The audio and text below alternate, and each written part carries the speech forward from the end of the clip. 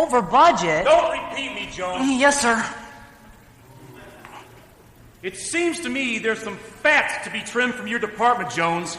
And I want an overhead reduction analysis on my desk first thing tomorrow morning. Got it? But it's 4:30 now, sir. You expect me to stay overnight? Well, I was hoping it wouldn't take you that long, Jones, but that's up to you. I understand the importance of this assignment, sir, but my family and I had plans. Family? Surely you're not going to use that flimsy excuse, are you, Jones? My family is important to me. Yes, and they should be, because they're all you'll have if that report isn't on my desk tomorrow morning. Look, Jones, your family will always be there for you. But a job can be lost. Lost, sir? Don't repeat me, Jones. Yes, sir. Wow, you're right. That boss is a ferocious creature. Another enemy, also found in the work setting, was the Secretaria Hottetratus.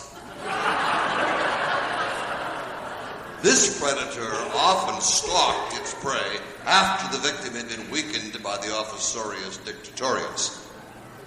And together these two creatures gobbled up fathers by the fistful. Oh, Jonesy, heard the old boys got you working late tonight. Yeah, I just hope I can make it home before the sun comes up. I have to work late tonight, too. It's not so bad. Yeah, but I had plans. I do, too. And I think they're going to work out just fine. What? Let's talk turkey, Jonesy.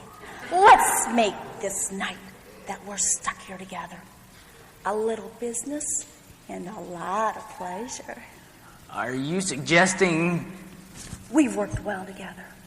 Now maybe we can play well together, too. Look, I'm a married man. I've got 4 kids. So, what's your point? Oh, my. We do have to be careful of these I mean, of course, simulations, not to overstress the specimen. Well, let's move on now to briefly demonstrate another common predator, the Neighborus influensis, better known as the friend. This is another example of a symbiosis turned sour, as you're going to see.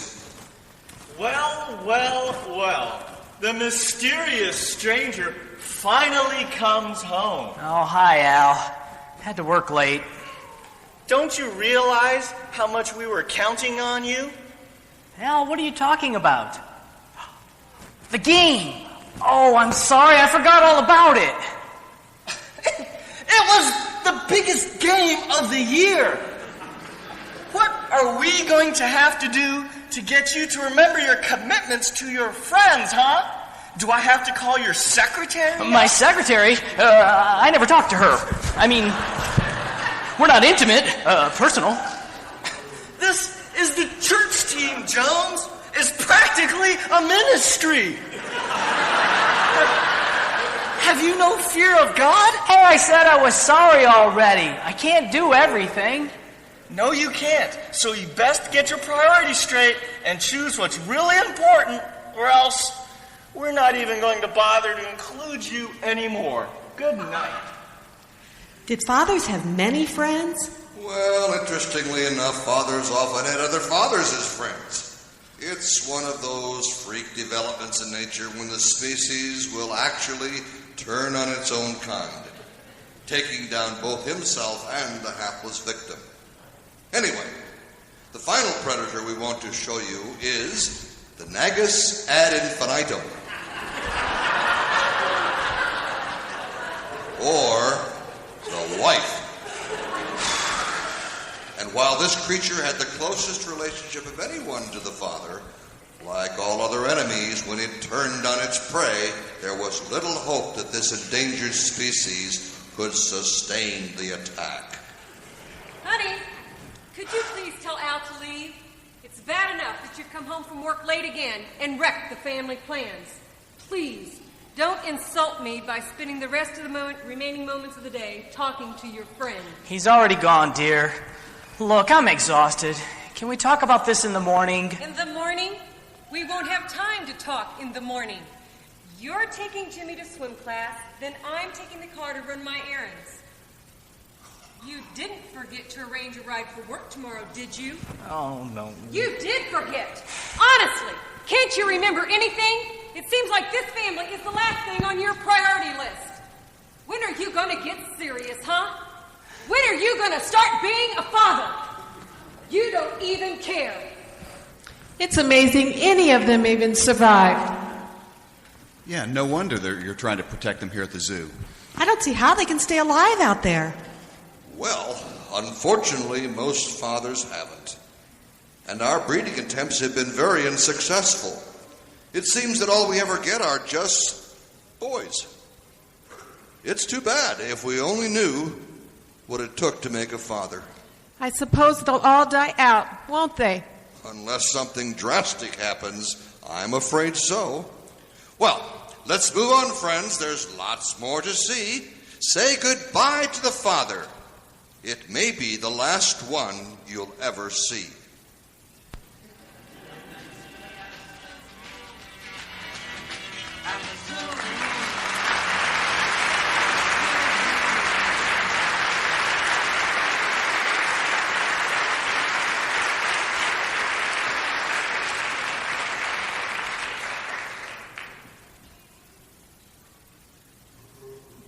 Now I get to follow that.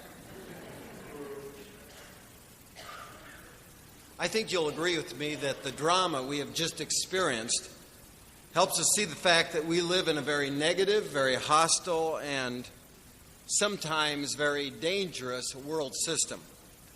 It's out of step with God's intentions and His purposes for our lives. It may seem as though the system around us is neutral, at least to the casual observer, but I'm here to tell you this morning it is not. It subtly, it relentlessly opposes all of God's purposes. This negative, hostile system pulls against our lives 60, 70, maybe even 80 years. And as it does, it clouds our thinking until we end up being squeezed into its mold. This drama also helped us see how that most of us are surrounded by mediocrity and neutrality and superficiality. Go ahead, if you don't believe me, try to take a stand. Try being committed to excellence and integrity. See what the people around you really think. There is such a strong pull for us to compromise our principles, to lower our standards, to lose our courage. In fact, one person said it like this: a decline in courage marks the beginning of the end. Men, I would like to have your attention this morning. I especially have in mind those of you who are fathers. Now, I think the things that I am about to share will apply to everyone, but my special interest is to men who are fathers. Because I want to talk to you just for a few minutes about the unique privilege of influence that we have as fathers. The most recent issue of Time magazine devoted almost all of its copy space to identifying America's 25 most influential people. These are the people, well, at least in Time's opinion, who bring to us our ideas. They cast before us our vision. They determine for us our taste and our beliefs, those things that most affect our lives.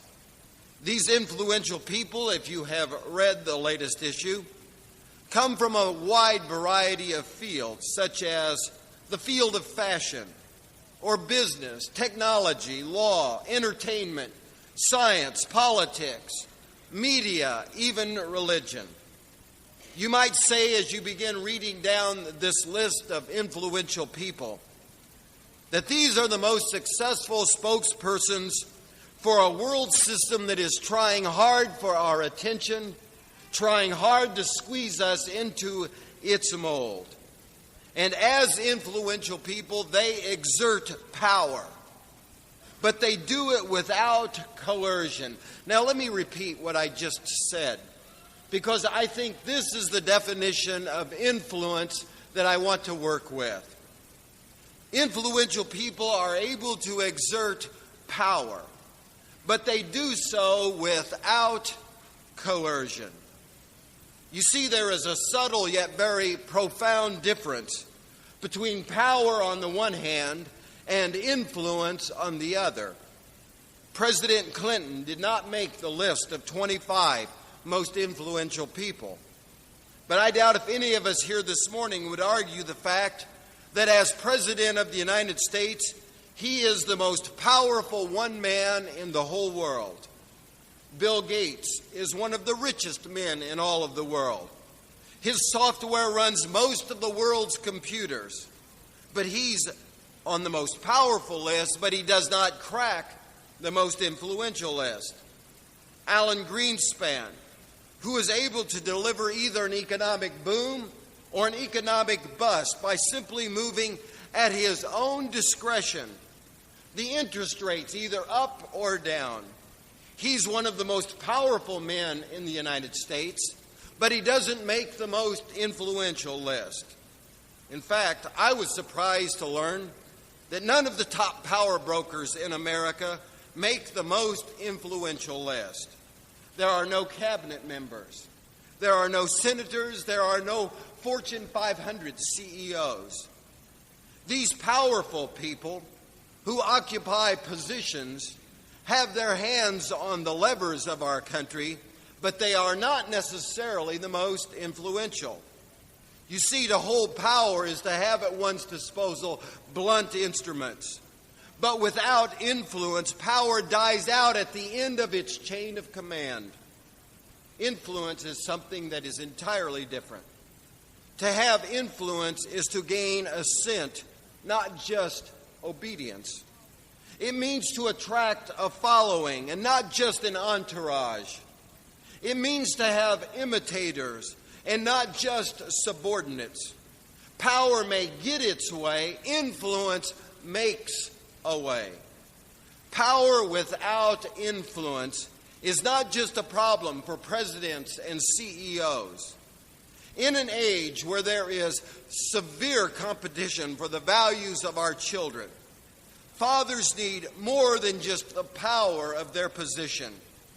In fact, it is entirely possible for us to be the so-called head of our home and still exert very little in the way of influence.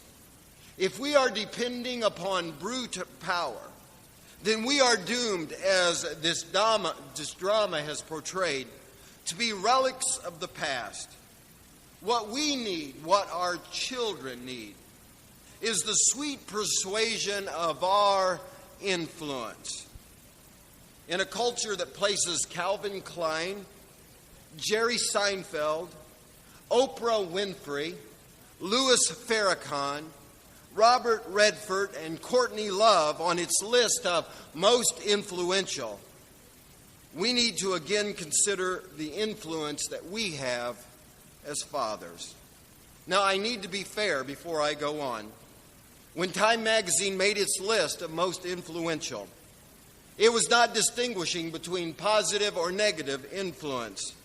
The editors simply looked and asked who's influencing our culture. Time asked, who are the people that are shaping the ideas and the visions and the taste and the beliefs of our culture? I will be honest with you this morning. As a father, I want to be a player in the influence game. And in so doing, I understand that I am not always playing on a level field, especially when it comes to this matter of influence. I don't even want to make Time magazine's list of 25 most influential people. I simply want to be the primary influence in the lives of my children. At times it seems that dads are fighting a losing battle, but we do have some advantages. For example, As a father, I have the advantage of my presence. In fact, let's start right there.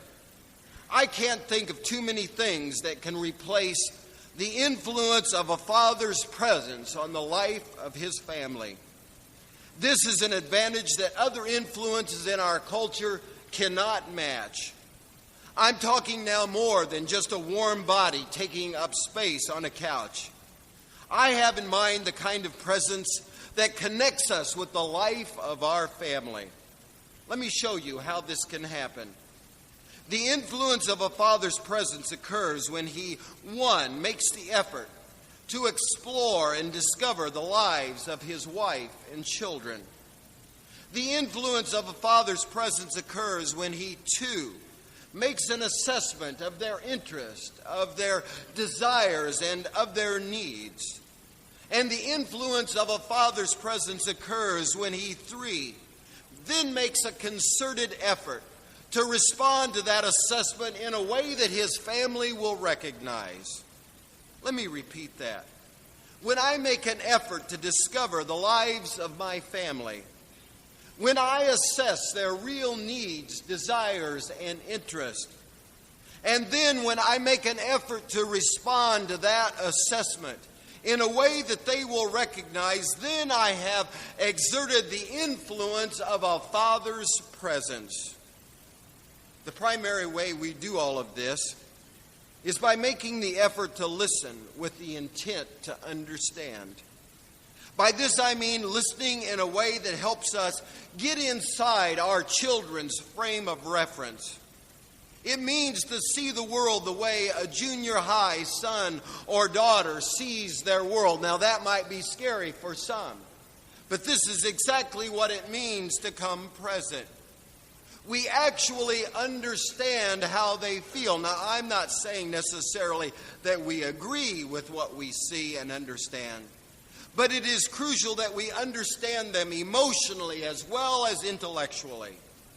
You see, this gives me as a father the accurate information that I need to assess their interest and their needs. In fact, the father's influence expands in direct proportion to his effort to listen and to understand the lives of his children. As we have seen in the drama, the pitfalls to exercising the influence of our presence are many. There is the temptation to substitute things for our presence. It's so much easier to give things instead of presence. When we do, we may score points on the power side of things, but we forfeit our influence. There is the temptation also to save the best for the workplace and to give our home what is left over. I've heard this thought expressed like this: each of us have but a limited capacity of energy. We possess limited amounts of enthusiasm and zeal for life. And if we are not careful, we can pour all of our creative juices into our job and have nothing left to give at the home. In fact, the old saying at times is literally true: I gave at the office. I need to stop here for just a minute. It would be easy for me to pile on the guilt right now, but I don't want to do that. It takes tremendous courage to balance the demands of a very competitive world with the needs of our family. All I'm doing is simply pointing out the fact that the influence of a father's presence in the lives of his children has many enemies. Well, let's go on. Have I mentioned the influence of a father's affirmation?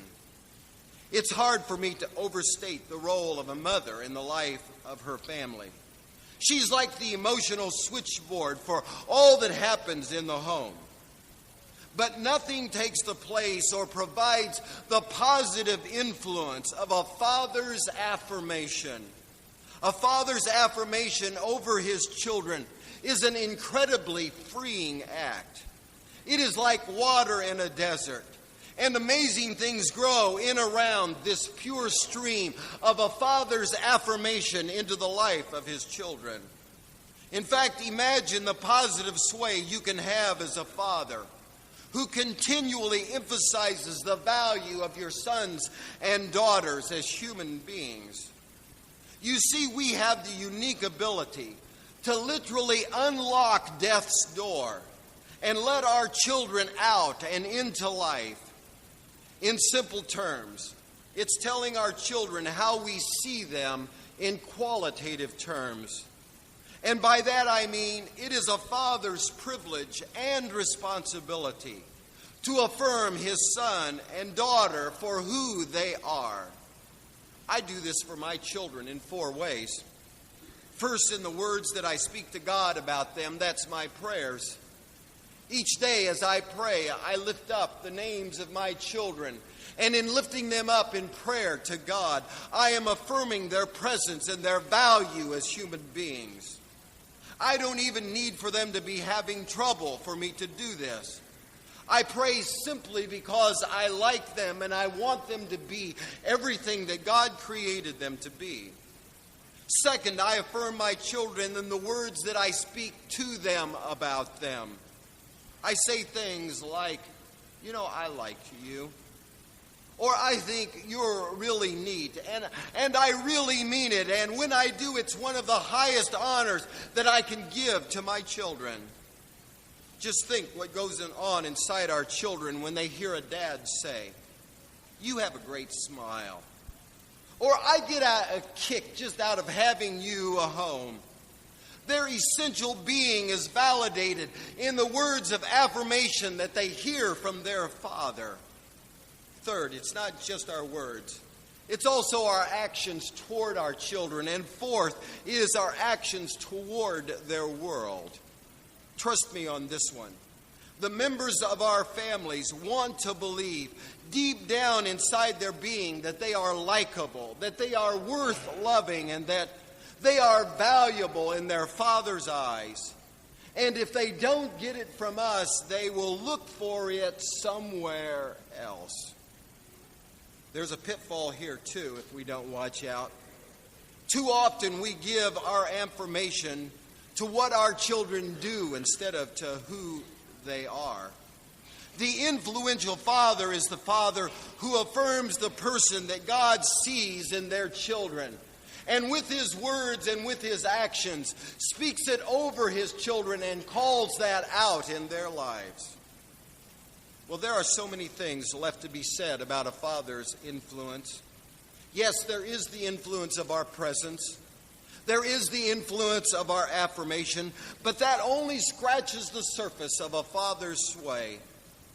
The real heart of our influence is found in a father's love. Jesus once told a story about a father who had 2 sons. The younger son wanted his share of the family inheritance, which the father granted. Soon the young lad had squandered his father's wealth in a foreign land on riotous living. Reduced to the low level of feeding pigs, the boy prepared a speech there in the pig pen. "How many of my father's hired men have food to spare? I'm going back to my father." I find it significant what the boy does not say. He doesn't say, "I'm going back home." What he does say is, "I'm going back to my father." The influence in his life was that of his father. Listen as the boy practices his speech. "I've sinned against heaven and against you. I have smeared the name of God and I have hurt you, Dad. I'm not worthy to be your son. Just let me be a hired hand." But as Jesus tells this story, the main character in this story is not the wayward son, but it is the loving father. Jesus wanted us to imagine this father as he scanned the horizon every day looking for his son. And then one morning it happened. While his son was still a long way off, the father saw him and was filled with compassion for him. That is the heart of a father. He ran to his son, threw his arms around him, and kissed him. Here is the mark of an influential father. His heart is filled with compassion, not blame. He sees the boy coming from afar, and he runs to him. The boy doesn't even get a chance to give his speech, for the father immediately showers him with kisses and affection. I stand now on the threshold of my oldest daughter's wedding, and I can see now how arduous and how challenging, but also how fulfilling it has been to be a father. I've not always been the kind of father I wanted to be. Who of us has? When I give advice to my children, there's still enough need for power and control in my life that I want to know whether or not my advice is being followed. When I offer help, I want to be thanked. When I give money, I want it to be used in my way. And when I do something good, I want it to be remembered. But all of this, if I'm honest, most often is an effort on my part to assert power and control. I am finally beginning to see that being a father has little to nothing to do with power and control. Watching my wife and daughter plan this wedding has taught me that. Very early in the process, I learned I had no power or control. Get out of the way will tell you where to be and when to be there. The picture of a Father God embracing the prodigal son shows me that this is the way to have influence. And here's the big surprise. The influence that I gain in the lives of my children through my presence, the influence that I gain through the affirmation that I offer, the influence that I have in the lives of my children through a father's love, when the bottom line has been drawn, is not my influence at all, but it is God's influence flowing through me. And maybe that's what I've been trying to say all along. Fathers, we have the high privilege of showing our children the heart of God.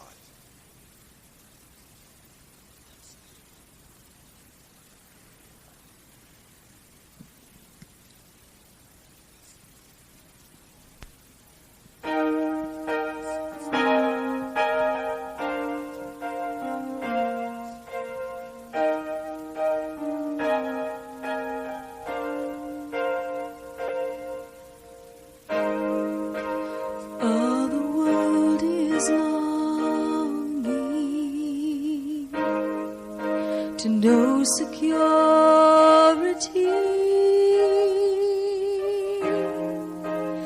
All the world is listening, trying to hear words they can't believe. There is only one